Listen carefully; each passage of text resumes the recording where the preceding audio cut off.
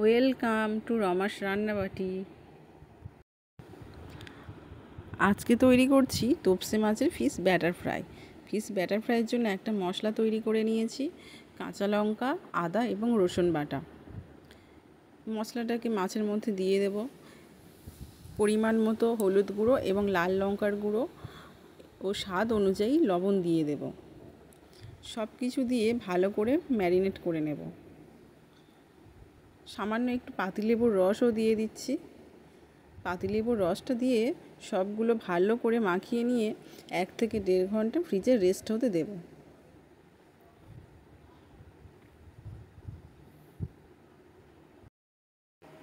ফিরে আসছি 1.5 ঘন্টা পরে।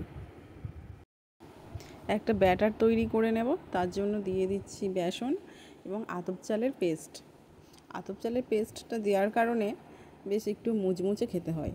দিয়ে দিচ্ছি পরিমাণ মতো নুন, হলুদ গুঁড়ো এবং লাল লঙ্কার গুঁড়ো ও আদা, কাঁচা লঙ্কা, রসুন পেস্ট।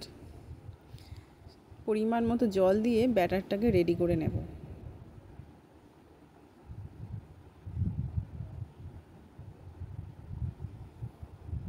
বেশ ভালো করে ব্যাটারটা ফেটিয়ে নিয়েছি।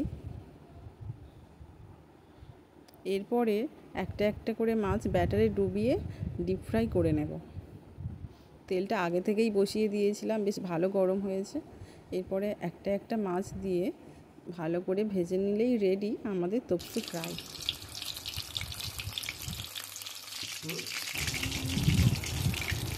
বেশ লাল লাল করে ভাজা হয়ে গেছে। এরপরে মাছগুলোকে তুলে নিচ্ছি।